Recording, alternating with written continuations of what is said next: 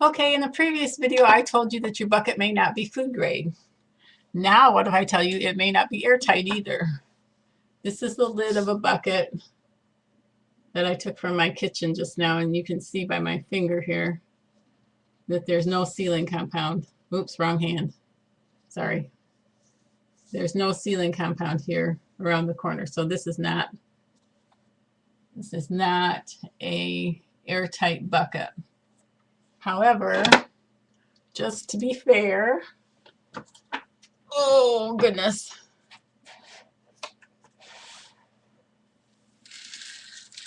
I guess this bucket used to have spaghetti in it in 1997 because that's what the label says.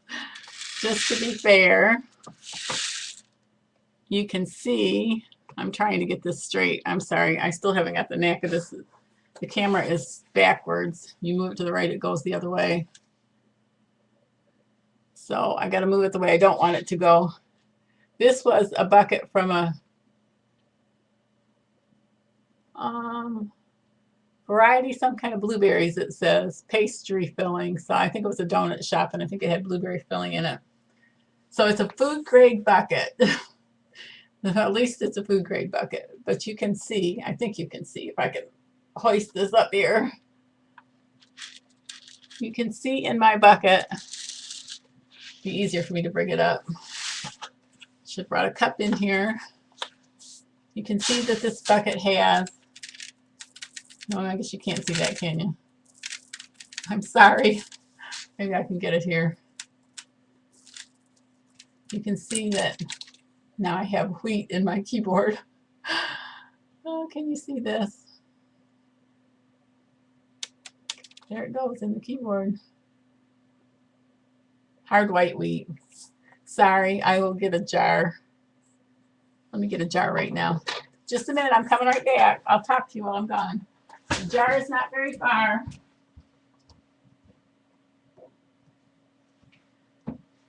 See, I came right back, just like I said I would. Here we go. It pays to plan ahead. And when you don't plan ahead, you hope you have a patient audience. This is hard white wheat. And it's triple cleaned. It's for human consumption. It's triple clean. And it's been in that bucket with the lid ajar in my kitchen for a long time, waiting for me to get the ambition to start working with wheat again. And I do mean working. I gotta get some little parts for my wheat mill, and I've had 20 years of disasters trying to make decent. I can make some stuff with this that you could eat, but I could make some dinner rolls, but my wheat bread has been a miserable failure, and I have yet to grind it on a more coarse setting to see if I can have a success. I have made a few loaves of decent wheat bread, but it's not something you learn overnight. It's something you can do wrong 1,000 ways, which is why let's move this bucket back over here, which is why I keep talking about that French bread recipe with white flour, and I'm not pushing white flour. I'm just saying you don't want to start grinding this and using it in an emergency without having been there and done that before.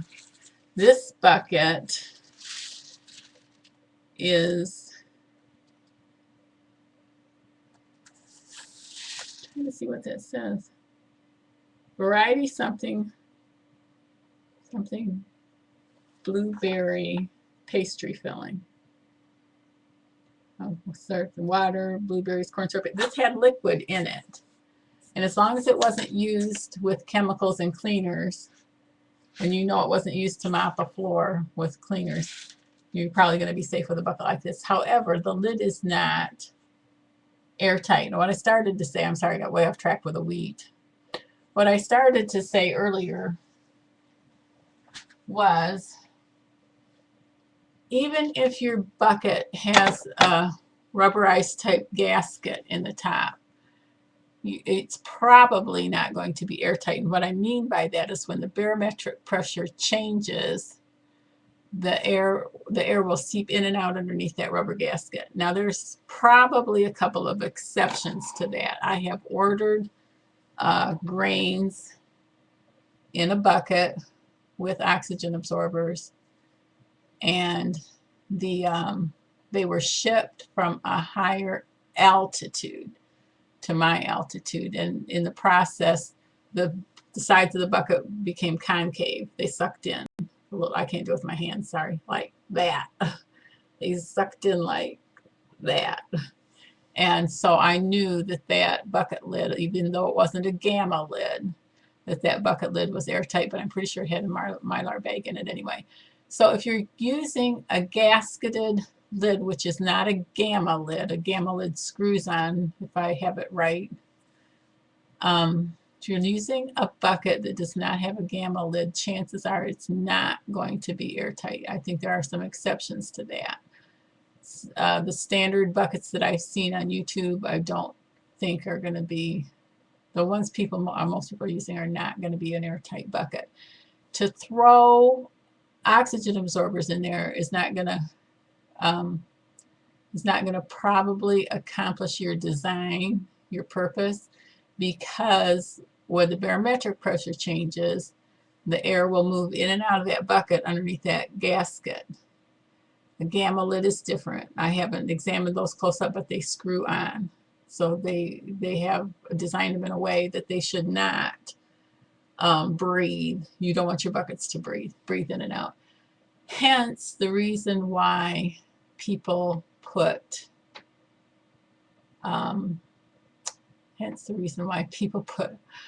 Mylar type foil pouches in their 5-gallon bucket. So the bucket is actually there to protect it from puncture or infestation from the outside from critters. Having said that, I was going to go with the bucket thing. If you have a bucket and you're putting bags of beans or grains or foodstuffs in the plastic bags down into the bucket, and you're going, even if you have a gamma lid, what you're going to want to do, if you're not going to use a Mylar bag and you're going to use oxygen absorbers, when you have an airtight lid, follow me so far? If you have an airtight lid, you're using oxygen absorbers and you're putting product in that's in a bag like popcorn, rice, beans, that kind of thing. What you're going to want to do is make sure that you puncture, at least in a couple of places, maybe in the corners, every bag you put in the bucket. Reason being, you want those oxygen absorbers to be able to pull the oxygen out of all the atmosphere. And if you've got a bag that hasn't been punctured, it's probably going to hold the oxygen, the regular air, in around the product for an oxygen absorber only works for a few hours, and then its work is done, and it sucks up the oxygen through the process of oxidation with powdered metal, probably iron, I think it is, that I'm 90%, 95% sure it's iron powder with a tiny bit of moisture in there, which is why you don't want to put a desiccant in there. Do not put a desiccant in. A desiccant absorbs moisture. You don't want to do that. Your product that you're putting in there should be less than 10% moisture. And then when you put the oxygen absorbers in your container, whether it's a bucket with a gamma lid or it's I don't think you're going to want to put a bag of beans inside of a Mylar bag, but if you do, puncture the bag, the plastic bag, in a couple, 2 or 3 or 4 places first, then put it in your bucket or put it in your Mylar bag, then put your oxygen absorbers in, then put your gamma lid or a lid that is airtight, really airtight, not the kind most people have. I'm getting way off track here. And then follow the process, seal up the bucket, seal up the Mylar bag, whatever you're going to do, so that the oxygen absorbers can absorb the oxygen in those bags. Because if the bags are holding the air in them, the oxygen absorbers don't have the opportunity to absorb that oxygen. Now, if that's way over your head, and I'm totally confused, I shouldn't say over your head, but if I have not explained it in an adequate manner and it's confusing to you, just puncture your bags and trust me. Trust me on this one. I'm not a scientist, but this is not rocket science. So how much time did we spend on that? 10 minutes. So God bless you all. Bye.